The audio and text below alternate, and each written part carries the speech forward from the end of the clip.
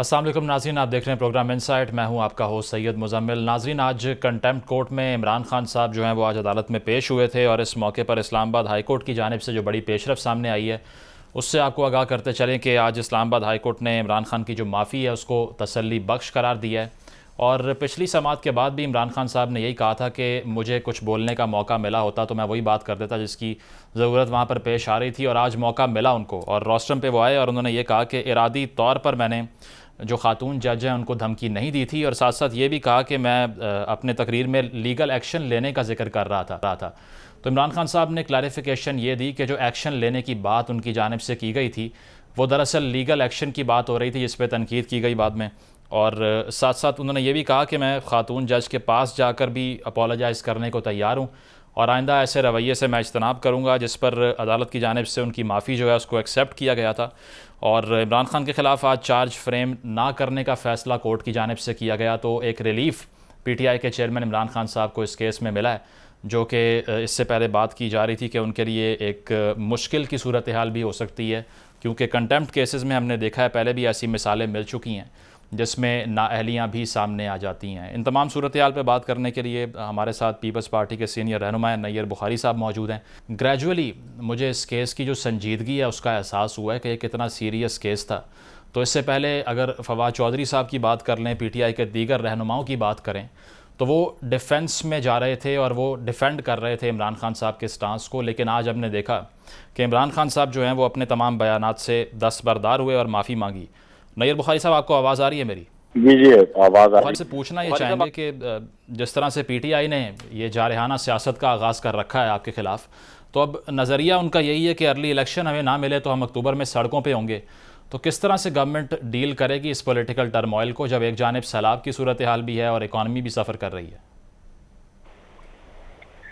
देखें, जो अभी जो प्रेजेंट सिचुएशन है, 3.5 करोड़ लोग बेसरो सामानी में पड़े हैं।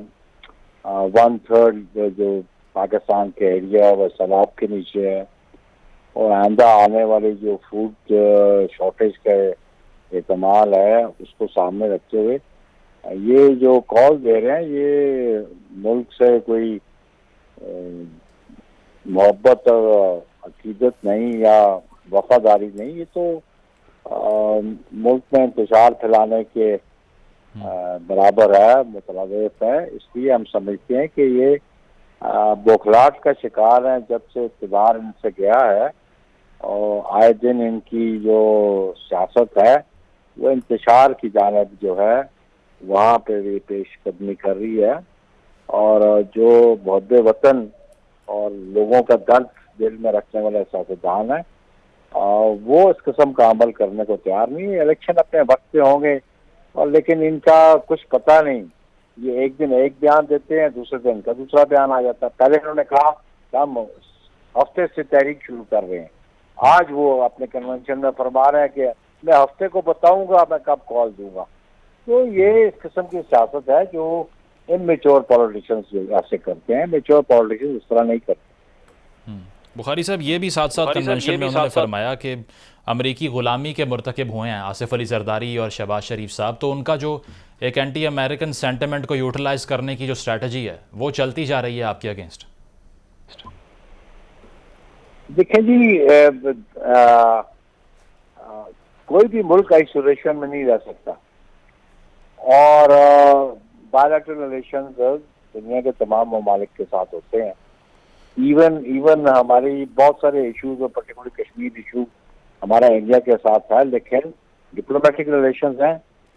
और अमेरिका की जो इनको कहा कि ये इम्पोर्टेंट गवर्नमेंट है, तो फिर इनका अपना कंडक्ट देख लें, और फिर जो इश्यूज जो है इनकी सिक्योरिटी काउंसिल में भी आए, वहाँ पे गवर्नमेंट इनकी थी। उस वक़्त इन्होंने इस किस्म के इकदाम तो नहीं उठाए कि अमेरिका के साथ इनकी डिप्लोमेटिक रिलेशंस खराब हो जाएं या उनको ख़त्म कर दें। वो डीमार्क्स इन्होंने भेजा, वो भी जो इनके एम्बेसडर ने कन्वे किया, लेकिन ये इंटरनेशनल रिलेशंस को कोई मुल्क जो है आइसोलेशन में नहीं रह सकता, और पाकिस्तान तो कतई आइसोलेशन में नहीं रह सकता। तो इनके बयानिया जो है अभी ये लॉबिस्ट एंगेज करना और फिर इनकी मुलाकातें, अभी अभी वो जो फॉर्मर एम्बेसडर थी रॉबिन राफेल, वो इनसे मुलाकात करना, तो ये रिलेशन तो अपने डेवलप करना चाहते हैं। इनकी कोशिश ये है कि हम फिर इक़्तिदार में आ जाएं और हमें आशीर्वाद मिल जाए। लेकिन पाकिस्तान के जो इंस्टीट्यूशंस मैटर करते हैं, जो स्टेट ऑर्गन्स हैं, उनके बारे में इनकी जो गुफ्तगू है वो आपके सामने है। और आज बड़ा मौक़िफ़ डटे रहे इनके साबिक़ वज़रा भी और ये खुद भी, और आज इनका मौक़िफ़ जो इस्लामाबाद हाई कोर्ट में, तो वो भी कौम के सामने है कि डे वन इनकी पॉलिसीज़ में कंसिस्टेंसी नहीं है, इनके मौक़िफ़ में कंसिस्टेंसी नहीं है। सही। बुखारी साहब, ये जो नैरेटिव इमरान खान साहब का हमेशा से है कि गठजोड़ की सियासत करती है पीपल्स पार्टी और नून लीग मिलके और बारियां लगा रखी हैं, तो अब आज भी उन्होंने अपने बयान में यही कहा है कि अपने केसेस माफ़ करवाए जा रहे हैं, तो नैब अमेंडमेंट बिल की जानिब उनका इशारा है। तो उसको कैसे डिबेंगे कि ये आपने अपने इंटरेस्ट में, अपने इनफरादी मफाद के लिए इस्तेमाल नहीं किया नैब के कानून को? देखें, नैब के कानून के बारे में सुपीरियर जुडिशरी की ऑब्जर्वेशन आपके सामने है। कल जो डिसीजन हुआ एहसन इकबाल के केस का, chief justice Islamabad high court के ऑब्जर्वेशन आपके सामने है बिल्कुल कि ये आर्म ट्विस्टिंग के लिए और पोलिटिकल इंजीनियरिंग के लिए था। इससे पहले साद रफीक के केस में सुप्रीम कोर्ट ने कहा, दीगर केसेस में भी कहा। और जो नैब की जो अमेंडमेंट है, इसकी बुनियाद तो इमरान खान ने खुद फराम की। जो नैब का जो अमेंडमेंट ऑर्डिनेंस इन्होंने जारी किया, जो लैप्स कर गया, और उस वक्त ये बेनिफिट कुछ लोगों ने लिए, इन्होंने खुद भी बेनिफिट लिए। वो मिस यूज ऑफ अथॉरिटी की बुनियाद पे कोई सिविल सर्वेंट, कोई ब्यूरोक्रेट काम करने को तैयार नहीं था, और इसीलिए कोई डेवलपमेंट का काम नहीं होता था, कोई पॉलिसी डिसीजन नहीं होता था। उसी की बुनियाद पे ये एक्ट ऑफ पार्लियामेंट बना है। तो ये जो लॉ इन्होंने खुद प्रोमोलगेट किया, ऑर्डिनेंस, उसको अब ये क्रिटिसाइज करते हैं जब वो एक्ट ऑफ पार्लियामेंट बन गया। तो आगाज उन्होंने खुद किया, और फिर ये मिस यूज ऑफ अथॉरिटी के बारे में अब केसेस जो है वो विड्रॉ हो रहे हैं। क्योंकि अगर कोई इन गुड फेथ कोई कदम उठाता है, बोनाफाइडली उठाता है, उसको तो एक्सेप्शंस तो आइन भी देता है और कानून भी देता है। लेकिन ये उसको जिस अंदाज से नैब ट्रीट करता रहा पॉलिटिशियंस, वो कल जो केस है वो बड़ी रीसेंट जो एग्जांपल आपके सामने आई है कि नैब का कंडक्ट और बिहेवियर कैसे रहा, वो एहसन इकबाल के केस में है, जहाँ पे जुडिशरी ने बड़े वाज़ेह तौर पे कहा कि ये पॉलिटिकल इंजीनियरिंग के लिए इस्तेमाल होता है। जी बुखारी साहब, ये इल्ज़ाम भी है कि आप अब पंजाब की हुकूमत के ख़िलाफ़ कंस्पिरेसी शुरू कर रहे हैं और उनको आउस्ट करने के लिए काम शुरू हो चुका है, तो अब इसके लिए क्या बता सकते हैं, आपकी क्या स्ट्रैटेजी है पीडीएम की? देखिए, इसको आप कॉन्स्पिरेसी कहेंगे, मैं इसको अपोजिशन का राइट समझता हूँ, जो कॉन्स्टिट्यूशन गारंटी करता है अपोजिशन पे बैठी हुई जमातों को कि गवर्नमेंट इन पावर और जो चीफ एग्जीक्यूटिव है उसके पास आईनी इख्तियार अपोजिशन को नो कॉन्फिडेंस का मोशन वो लेके आए अगर उनके पास तादाद पूरी है। तो ये कॉन्स्पिरेसी तो नहीं है, ये तो मेरा आईनी हक है। अपोजिशन ये जो बातों को आईनी का हक है, इसको आप कॉन्स्पिरेसी कैसे कहते हैं? और जो कॉन्स्पिरेसी कहते हैं, मेरा ख्याल उन्होंने आइन नहीं पढ़ा हुआ। अच्छा बुखारी साहब, जो स्टाइल ऑफ पॉलिटिक्स है पीपल्स पार्टी का, हमेशा से अदम तशद्दुद की बात करती रही है, लेकिन राना सनाउल्लाह साहब के बयानात भी आपके सामने हैं कि वो कह रहे हैं कि अपने घर से निकलने नहीं दूंगा, इनको गिरफ्तार भी करूंगा। इसके अलावा इससे पहले भी शेलिंग की गई थी जब पीटीआई बाहर आई थी। तो आप सपोर्ट करते हैं पीपल्स पार्टी के मेंबर के तौर पे राना सनाउल्लाह साहब की जो अप्रोच है इस जो लॉन्ग मार्च अगर होने भी जा रही है तो उसको लेकर के वो पहले से ये इंदिया दे रहे हैं कि हम फोर्स का इस्तेमाल करेंगे? देखिए, बुनियादी बात यह है कि फंडामेंटल राइट्स हैं वो बिल्कुल है, लेकिन सब्जेक्ट टू लॉ होते हैं। ये फ्रीडम ऑफ एक्सप्रेशन और जो है राइट टू एसोसिएशन, ये भी सब्जेक्ट टू लॉ है। और सुप्रीम कोर्ट ने लास्ट टाइम जो 25 मई का इनका था कि उन्होंने इनको एक जगह बता दी कि उधर H9 और I9 में आप कर लें, या उनको ये कहते हैं कि आप उधर परेड ग्राउंड में कर लें। इस्लामाबाद में बड़ी सेंसिटिव इंस्टॉलेशन भी हैं, डिप्लोमेटिक कोर्स भी हैं, और इस किस्म का तो लॉ एंड ऑर्डर सिचुएशन को रेड जोन में करने की कोशिश करेंगे तो वो तो कानून के मुताबिक उस पर एग्जेक्टिव अथॉरिटी जो है वो अमल दरामद करेगी। सही। नय्यर बुखारी साहब, आखिरी सवाल आपसे कि जो इमरान खान साहब ने आर्मी चीफ की तैनाती को एक इशू बना लिया है, इस पर आपका क्या स्टांस है? उनका ऑब्जेक्टिव क्या है इसके पीछे, क्यों पॉलिटिसाइज किया इसको? वो मैं नॉर्मल आदमी ऐसी बात करता है कि स्टेट इंस्टीट्यूशंस हैं, उनके हेड्स और पर्टिकुलरली आर्म फोर्सेस करें, ये कोई डिबेटेबल मामला नहीं है। ये इसका एक सेट प्रोसीजर है जो आज से नहीं, जब से पाकिस्तान वजूद में आया आर्मी चीफ की अपॉइंटमेंट होती थी। अब 1973 के कॉन्स्टिट्यूशन में भी ये इख्तियार चीफ एग्जीक्यूटिव के पास है। वहाँ पे अपोजिशन के लीडर का भी कोई रोल नहीं है, अपोजिशन की दीगर जमातों का भी रोल नहीं है। ये टोटल प्रेरोगेटिव जो है चीफ एग्जीक्यूटिव का है, और उस पर रोल जो ज्यादा बनता है जो out going chief of army staff है उसका रोल बनता है, या आर्मी का इटसेल्फ रोल बनता है कि वो सीनियर मोस्ट 5 लोगों के नाम वो रिकमेंड करती है, फॉरवर्ड करती है टू द चीफ एग्जीक्यूटिव। उसमें चीफ एग्जीक्यूटिव अपनी डिस्क्रिशन में और कंसल्टेशन से उसमें से एक नाम वो प्रेसिडेंट को भेजता है नोटिफाई करने के लिए। तो उसमें इमरान खान तो अपना उसका आइन के मुताबिक अपोजिशन का कोई रोल नहीं है, चाहे वो पार्लियामेंट के अंदर है या चाहे वो पार्लियामेंट के बाहर है, उसका तो कोई रोल नहीं है आर्मी की चीफ में। मैं समझता हूँ कि इस किस्म का रवैया जो है वो जो मुल्क दुश्मन लोग हैं उनको शहवत देने की बात है। बुखारी साहब, वो एतराज़ ये लगाते हैं कि नवाज शरीफ साहब से क्यों मुशावरत हो जबकि वो बाहर बैठे हुए हैं और उनके ऊपर केसेस हैं। देखिए बात ये उनकी पार्टी का मामला है, हाँ जी, लेकिन मुशावरत करें न करें, लेकिन ये टोटल डोमेन चीफ एग्जीक्यूटिव की है। अब क्योंकि कोलिशन गवर्नमेंट है तो कोलिशन गवर्नमेंट है, नवाज शरीफ के अलावा भी बहुत सारी पॉलिटिकल पार्टी के हेड्स बैठते हैं जो इन कंसल्टेशन करते हैं, लेकिन अल्टीमेटली रिकमेंडेशन तो चीफ एग्जीक्यूटिव की होगी, आईनी तौर पे वो रिस्पॉन्सिबल है। बाकी वो consultation even consultation cabinet member से भी होती है, even consultation outgoing chief of army staff से भी होती है। तो कंसल्टेशन जो है वो हर आदमी का अपना प्रिविलेज है। ठीक है, बहुत शुक्रिया। नय्यर बुखारी साहब हमारे साथ मौजूद थे, और कॉन्स्टिट्यूशन इसके ऊपर खासा क्लियर है कि किस तरह से इस प्रोसेस को आगे बढ़ाना है, और इस्तेहकाक जो है वो वज़ीर आज़म का ही है कि आया वो मुशावरत करते हैं या नहीं करते, ये उनका स्टांस सामने आया। अलबत्ता जो केस अदालत में रहा उसकी बात कर लें तो अनफॉर्चुनेट चीज़ यही रही कि इमरान खान साहब जो थे वो अपने मौक़िफ़ से पीछे हटे, उन्होंने माफ़ी मांगी जो कि काबिल एतराफ़ है, लेकिन जो दीगर सियासी रहनुमा थे उनकी पार्टी के वो उसको डिफेंड करते रहे। तो उस पर भी ज़रा मौक़िफ़ ले लेते हैं तहरीक इंसाफ का क्या है। हमारे साथ आफ्ताब जहांगीर साहब मौजूद हैं, रहनुमा तहरीक इंसाफ के। आफ्ताब साहब, शुक्रिया ज्वाइन करने के लिए। आप और दीगर PTI के जो रहनुमा हैं वो डिफेंड करते रहे हैं इमरान खान साहब के बयानात को, लेकिन उन्होंने अपोलोजाइज़ कर लिया है, तो अगर आप भी इसको एक्नॉलेज कर लेते पहले तो शायद मामला यहाँ तक ना पहुँचता। बहुत शुक्रिया मुजम्मिल कि आपने मुझे अपने प्रोग्राम में मौका दिया। और मैं ये समझता हूँ कि खान साहब ने जो उस दिन जलसे में बात की और आज जो अदालत में बात की उसमें कोई फ़र्क नहीं है।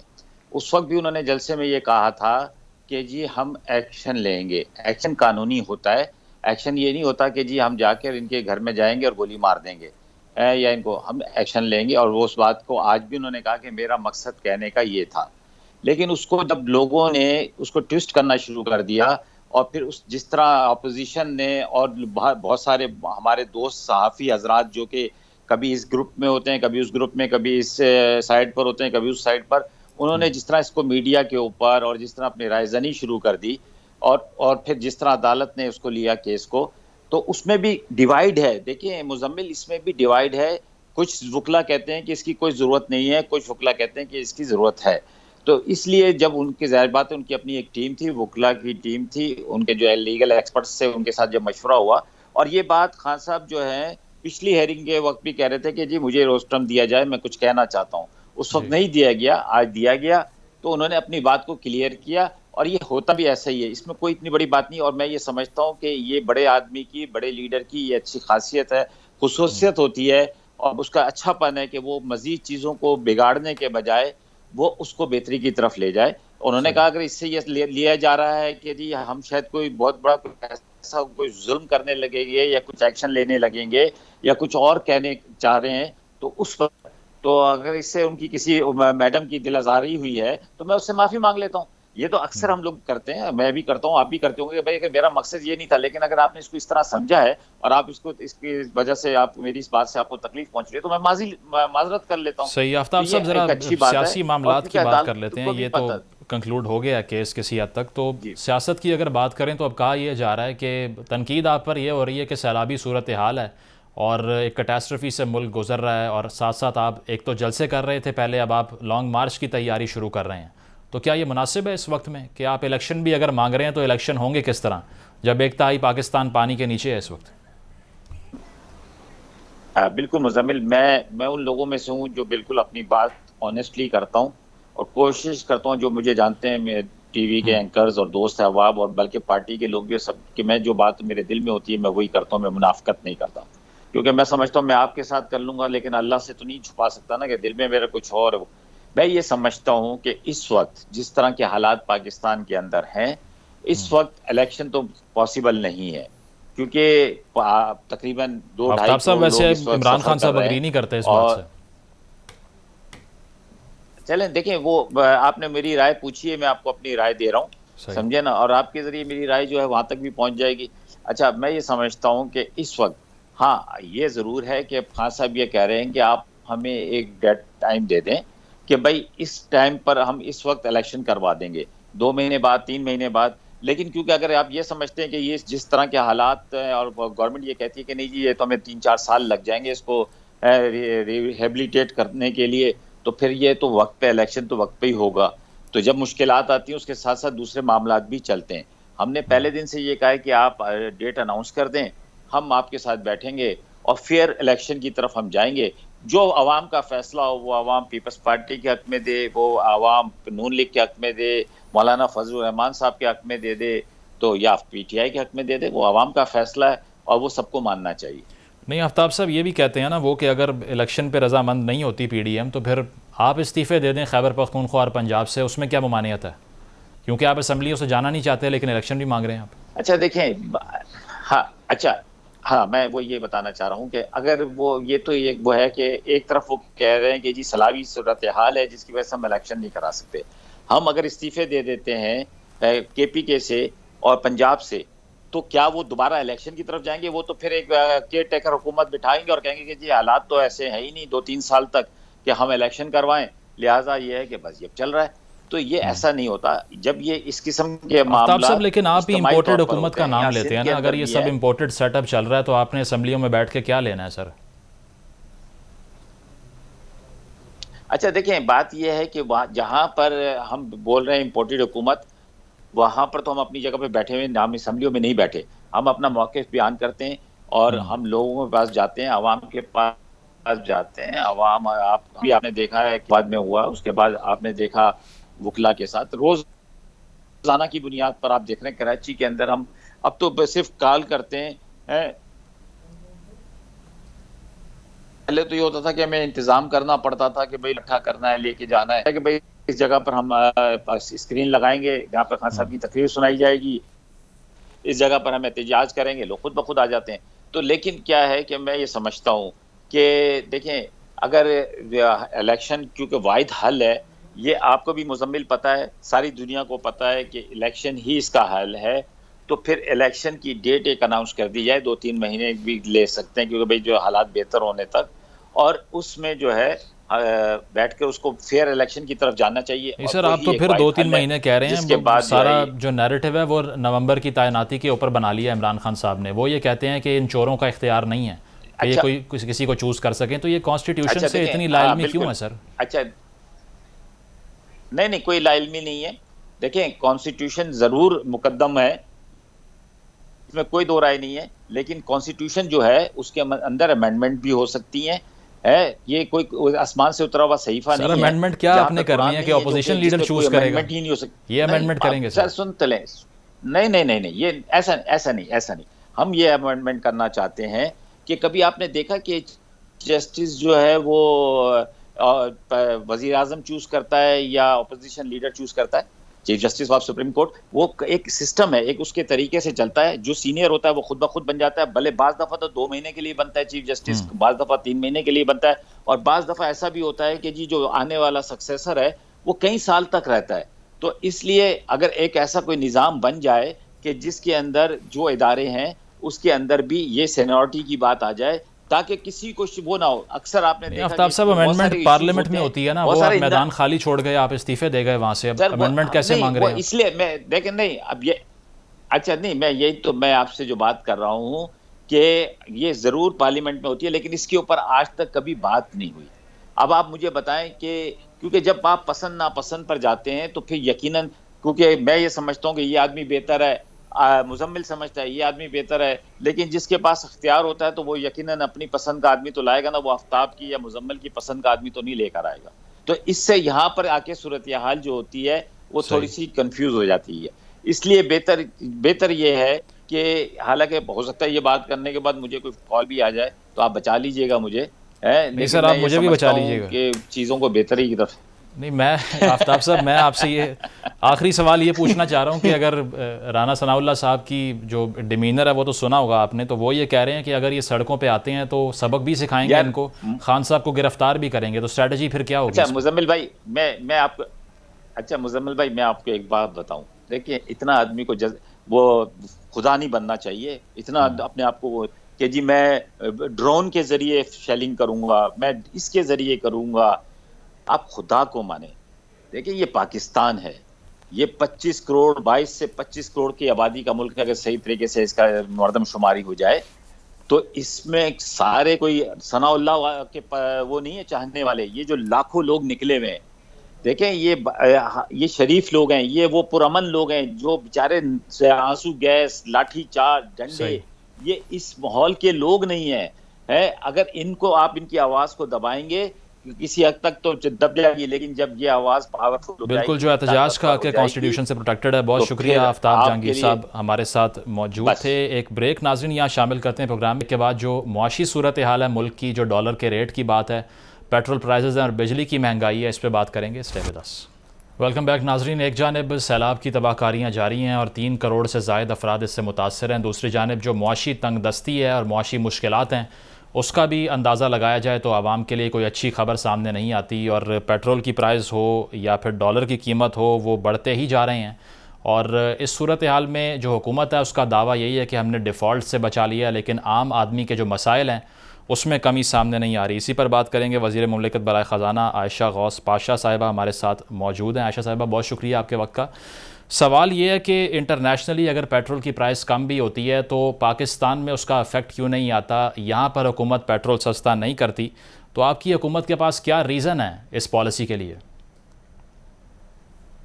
जी, पेट्रोल की कीमतें जो बढ़ाई हैं, ये असल में जो कुछ अरसे में 2-3-4 महीने जो पेट्रोल का कीमत ज्यादा रही इंटरनेशनल मार्केट में, हमने उस वक्त फौरी सारे का सारा नहीं बढ़ाया, हमने उसको स्टैगर किया ताकि एकदम से ज्यादा लोड ना पड़े। तो ये ड्यू था इन एनी केस, और ये इंक्रीज था। हम चाह रहे हैं कि थोड़ा कम से कम करके स्टैगर करके, ताकि लोगों पे इतना जोर ना पड़े, इसका इतना ज्यादा एकदम से बोझ ना हो, इसकी स्टैगर करके हो रहा है। और ये जो कीमतें उस वक्त नहीं बढ़ाई गई, स्टैगर करके बढ़ा रहे हैं, आहिस्ते आहिस्ते करके बढ़ा रहे हैं, तो ये उस मद में इंक्रीज हुआ है। बिल्कुल आयशा साहिबा, लेकिन इमरान खान की हुकूमत जब गई थी तो उस वक्त 150 रुपये लीटर पेट्रोल था और आप लोग महंगाई के ख़िलाफ़ तहरीक भी चला रहे थे उस वक्त में। तो अब जो महंगाई है, अगर उसका मुआवजा कर लें तो उससे बहुत ज़्यादा प्राइस है। इसके साथ साथ आलमी मार्केट में आपने कहा कि पेट्रोल अगर कम होता है तो हम कम करते हैं, लेकिन इस बार ऐसा नहीं हुआ। पेट्रोल सस्ता हुआ है। आवाम को फ़ायदा कब मिलेगा? कोई टाइम फ्रेम आप दे सकती हैं इस पर? देखिए, गुजारिश ये है कि जब पिछली हुकूमत का वक्त था, वो टाइम पेट्रोल की प्राइसेस बढ़ी भी नहीं थी। एक जमाना वो भी था 40 रुपए पेट्रोल की कीमत थी, और इन्होंने पेट्रोल फिर उस वक्त बुक नहीं कराया, और जो हमारे पावर जनरेशन और LNG वगैरह की कीमतें कम थी, नहीं हो पाया। तो हमें अपनी बिजली बनाने के लिए जो इनपुट फ्यूल चाहिए वो हम टाइमली पिछली गवर्नमेंट ने नहीं ऑर्डर किया। और नहीं मंगवाया। हमें आके जब कीमतें सुपर साइकिल में थी, क्योंकि हमें लोड शेडिंग इतनी नहीं करनी थी जितनी होना पड़ रही थी, क्योंकि हमारे पास इनपुट फ्यूल नहीं था, हमें मंगवानी पड़ी ज्यादा कीमतों में। और वो ज्यादा कीमतों का फिर हमें आहिस्ते आहिस्ते पास ऑन करना पड़ा, इसलिए कि सब्सिडी भी डाली हुई थी इन्होंने, सब्सिडी करनी पड़ी। कहीं पे इंटरनेशनल मार्केट से ज्यादा थी, उस ज्यादा कीमतों पे हमें इनकी जो गलत डिसीजन थे और लेट डिसीजन थे और सही नहीं डिसीजन, बल्कि उस जमाने में जो होने चाहिए थे वो नहीं था, गलत डिसीजन थे, उसका खमियाजा हमें भुगतना पड़ा, हमें करना पड़ा, क्योंकि हम मुल्क की और इकोनॉमी के मफाद में काम करना चाह रहे थे। हम वो करना चाह रहे थे जो सही करना चाहिए था। तो अब उस आहिस्ते आहिस्ते करके आगे पास ऑन कर रहे हैं। देखिए इंशाल्लाह इस मद में ज्यादातर एडजस्टमेंट तो हो गया है। अब जो नई चेंजेस आई हैं वो ये सैलाब की वजह से आ रही हैं, जिसकी वजह से थोड़ी सी हम चीजों की कमी पड़ी है और उसकी वजह से थोड़ा सा अफराते ज़र पे इजाफा आप देख रहे हैं जो अब हो रहा है। इंशाल्लाह चीजें जैसे बेहतर होंगी और सप्लाई चेन हम मेंटेन करना चाह रहे हैं, जो चीजें कम हो रही है मार्केट में उसको इंशाल्लाह इंपोर्ट करेंगे, जैसे हमने प्याज और टमाटर के सिलसिले में किया। आप देखिए कीमतें उसकी बहुत नीचे हो गई हैं, तो इसी तरह इंशाल्लाह इसको मैनेज करेंगे। तो ये असल में ज्यादा हमें जो खमियाजा भुगतना पड़ा वो पिछली हुकूमत के गलत एक्शन और की वजह से हमें करना पड़ा। ये सारी चीजें एकदम से आके हमें करेक्ट करना पड़ी उस टाइम पे, जिस टाइम पे इंटरनेशनल मार्केट्स में यूक्रेन की जंग की वजह से, रूस की जंग की वजह से हालात बैनुल अक़वामी सतह पे भी जिसे कहना चाहिए बड़ा तंग है, और ये अफराते सर हर जगह नजर आ रहा है। सब सुपर साइकिल में थे, अब कीमतें थोड़ी कम होना शुरू हुई हैं, आहिस्ते आहिस्ते हमारी भी इंशाल्लाह। बिल्कुल आयशा साहिबा, लेकिन मसला सिर्फ यहाँ तक महदूद नहीं है कि पेट्रोल ही महंगा हो जाए। इसके अलावा डॉलर की भी अगर हम बात करें तो 189 पर आपको मिला था और अब तकरीबन 240 रुपये पर ट्रेड कर रहा है। जो इलेक्ट्रिसिटी की प्राइजेज़ हैं वो भी दिन ब दिन बढ़ती जा रही हैं। तो इन तमाम सेक्टर्स में कहीं तो रिलीफ मिले ना आवाम को। इन तीनों की जो कीमतों को हम डिस्कस करें तो कोई और रिलीफ दे सकते हैं? बिजली की प्राइस की अगर बात कर लें, डॉलर के हवाले से क्या कह सकती हैं आप? देखिए गुजारिश आपसे ये है कि आवाम कुछ इस वक्त सख्त टाइम है, ये हम बिल्कुल एग्री कर रहे हैं और बिल्कुल दिल से दुख से कर रहे हैं कि हालात हमें ऐसे मिले, और हालात अगर इतने बिगड़े भी नहीं होते तो आने की हमें इतनी बहुत ज्यादा जिसे कहना चाहिए पिछली हुकूमत की गलतियों की वजह से हमें इतना तकलीफ में भी नहीं से गुजरना पड़ता जिससे हम गुजर पा रहे हैं। ये हुकूमत के लिए कोई अच्छी चीज नहीं है कि हम इस तरह हमें इतने फंडामेंटल चेंजेस लेने पड़े और ऐसे इकदाम उठाने पड़े जो पिछली हुकूमतों की लेट डिसीजंस और नो डिसीजंस की वजह से हमें उठाने पड़े। ये हमारी खुद तकलीफ है, लेकिन ये डिसीजंस जब एक दफा सही सेट हो जाएंगे और इंटरनेशनल मार्केट्स में अब थोड़ा कम होना शुरू हुआ है, हमारा जब ये बैकलॉग खत्म हो जाएगा तो इंशाल्लाह कमी उम्मीद ये करते हैं। और ये सैलाब की चीजें भी जरा की वजह से एक नया क्राइसिस आ पड़ा है, क्योंकि इसकी वजह से बहुत सारा डिस्लोकेशन हुआ है, लोगों को तकलीफ उठाने पड़ी है और शॉर्टेजेस हुई हैं मुख्तलिफ चीजों की। हम इसको भी मैनेज करने की कोशिश कर रहे हैं और अल्हम्दुलिल्लाह कुछ बेहतरी आप देखेंगे आएगी जैसे जैसे। बिल्कुल आयशा साहिबा, उम्मीद तो यही की जा रही है कि जल्द से जल्द आवाम को रिलीफ मिले, लेकिन जो सैलाब की सूरत हाल है उस पर अगर हम फैक्ट्स एंड फिगर्स जानना चाहें आपसे, तो क्या अंदाज़ा अभी हुकूमत का है कि कितना नुकसान हो चुका है? तखमीना कोई लगाया गया है सैलाब का जो नुकसान है उसका? और इंटरनेशनल कम्युनिटी की जानिब से जो एड मिली है वो कितनी है? इस पर क्या बता सकती हैं आप? जी देखिए, नुकसान जो इस वक्त है कोई तकरीबन 8.5 मिलियन एकड़ कल्टिवेटेड जमीन जो है वो ज़ेरे आब आई है, तो नुकसान तो बड़ा हुआ है और बहुत से तकरीबन 33 मिलियन लोग इसके जद में आए हैं, उससे अफेक्टेड हुए हैं। और इसका जाहिर है हमारी इनकम पे, जीडीपी पे, शरे नमू पे, सब चीज पे असर पड़ेगा। इस वक्त World Bank, IMF, World Bank और Asian Development Bank, United Nations के साथ मिलकर प्लानिंग कमीशन के साथ इस वक्त तखमीने अपने लगा रहे हैं कि अक्सर उसका नुकसान कितना हुआ है। ये कुछ ही दिन की बात है। ये इसके जो एस्टिमेट्स हैं ये फर्म अप हो जाएंगे तो हम आपसे के साथ शेयर करेंगे। अभी तक जो इनिशियल तखमीने लगे हुए हैं उसमें जो है ये बहुत सिग्निफिकेंट, बहुत ही ज्यादा बड़ा नुकसान हो रहा है। कुछ एस्टिमेट्स तक तो ये $30 बिलियन तक की पहुंच रहा है, वो कुछ इससे ज्यादा भी कुछ कह रहे हैं कि निकल जाएगा, लेकिन ये इनिशियल एस्टिमेट्स है। आ जाएंगे इंशाल्लाह कुछ दिनों में तो हम आपके साथ शेयर कर लेंगे। इसको इंटरनेशनल अपील भी लॉन्च की है। सेक्रेटरी जनरल यूनाइटेड नेशंस भी तशरीफ लाए पाकिस्तान, उन्होंने बड़ा साथ दिया पाकिस्तानियों का ऐसे सख्त वक्त पे, और उन्होंने लॉन्च भी की यूएन फ्लैश अपील। इस वक्त भी प्राइम मिनिस्टर यूनाइटेड नेशंस की जनरल असेंबली के लिए गए हुए हैं और सारे ममालिक को आगाह कर रहे हैं हमारी क्या हालत है। इसमें ये जो क्लाइमेट चेंज हुआ है इसमें पाकिस्तान का अपना कसूर इतना नहीं है, हमारा तो इमिशन इतना है ही नहीं। हम मगर बता सबसे ज्यादा अफेक्टेड मुल्कों में हमारे लिस्ट में हमारा नाम है, तो हम तो वो किए कि अब भुगत रहे हैं सजा जो हमारा कसूर है ही नहीं। तो ये इंटरनेशनल कम्युनिटी को और सारी